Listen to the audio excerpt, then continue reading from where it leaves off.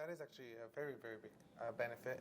Talking about latest process node, one of the very kind of hot topics and very often correlated with process node and correlated with computing performance is AI.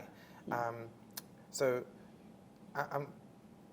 could you talk about what have people found to be the most useful feature of a processor? Because very often we talk about matrix multiplication, and we very often we tend to obsess about benchmarking in our industry. But the reality is that people don't run benchmarks on their servers, they use real workloads. So what aspects of AI application performance have you seen be impacted by what aspects of a processor? Yeah, definitely. So if you look at the AMD processors today, even they're deployed with hyperscalers that are doing AI on them, as we speak.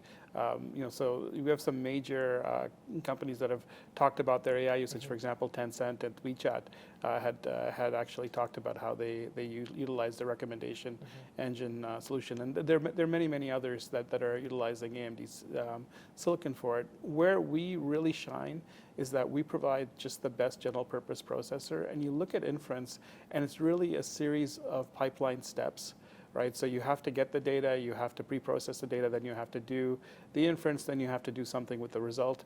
And so that whole pipeline itself lends itself to having a very efficient core that scales. And that's the advantage that many of our customers have really been able to take advantage of. If you just focus on, for example, a benchmark on matrix multiply, yeah, you can probably find more efficient solutions, but then end to end, it gets diluted to the point where it actually doesn't matter. And that is one of the keys for AI on both general purpose CPUs and in particular the AMD architecture. Yeah. I agree. Interestingly, I was with Tencent and last week, and one of the things that they were looking at is figuring out really how to innovate for sustainability, how to lower their power consumption for all workloads. And I think what you're indicating is that it comes with the ingredients within the rack, with the server and the CPUs that you use. And most interestingly, they're actually looking at also how to reduce the physical infrastructure power consumption within their data center. They're early experimenters of liquid cooling, and there's kind of a very nice synergy there in terms of being efficient while also running, one of the hottest workloads in the world. So I think that we can't really sit down in 2023 to talk about computing without kind of not talking about the elephant in the room. Since this time last year when we did our first Omdia Analyst Summit, one of the things that kind of took the world by storm is generative AI. And ChatGPT really has become mainstream. It was adopted so fast.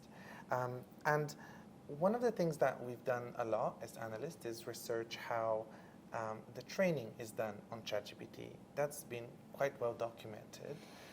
It uses a high-performance computing cluster and an architecture that most of us are familiar with. But from what we have seen as analysts, the big challenge is actually how to turn a solution like ChatGPT into a commercially viable product and to actually be able to do it in a cost-effective way, to run the inference cost-effectively, to run the inference in a way that you can be sustainable and not use too much power. Could you talk about AI inference as a workload? What requirements do you believe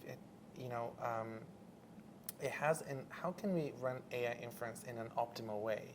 Because I don't think it's just about computing, it's also about cost, it's also about power efficiency and sustainability. Yeah, no, absolutely. So there's a few thoughts there, right? So obviously AMD being a broad semiconductor provider, we have our GPUs as well. So we're involved in the AI trend and in generative AI in particular. So we're definitely involved in different aspects here. One of the things from a CPU standpoint you can think about again is that end-to-end picture, where it isn't just the response that you need to get back, but there's some analysis, some pre-processing. All of those add up as well as the actual inference itself. And so CPUs do offer a unique value proposition.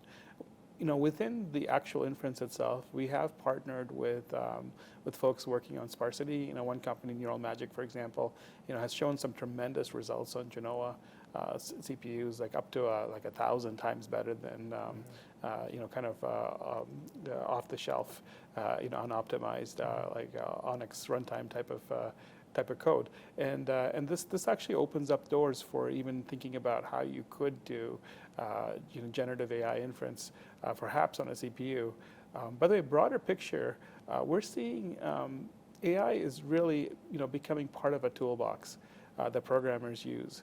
So it isn't just the headlines are taken up by GPT, but the reality is that even in everyday programming, you're starting to see smaller and medium-sized models come up, and these get integrated as part of the code flow, and then naturally fall into applications. I think this is one of the ways that we're going to see, for example, enterprise adopting AI is in the ISV applications themselves. They will have small and medium models that are just used to help analyze data and to present data, visualize more appropriately.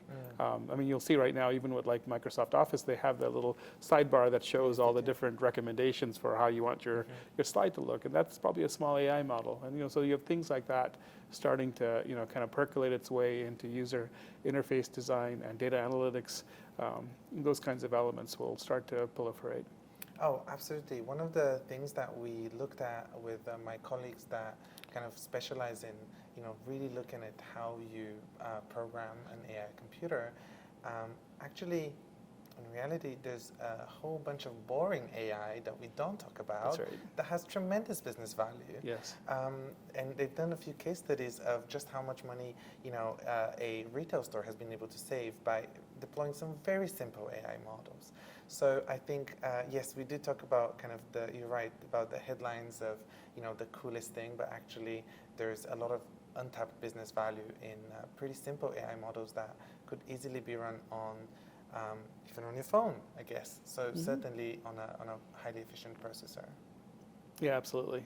Yeah. Well, I think that we're very much looking forward to hearing more about the AMD sustainability journey and how one can utilize a CPU innovation to change how their structure of the data center is done. So I look forward to you joining us at the Omdia Analyst Summit, and I thank you for your time. Thank you very much, Vlad. It was a pleasure.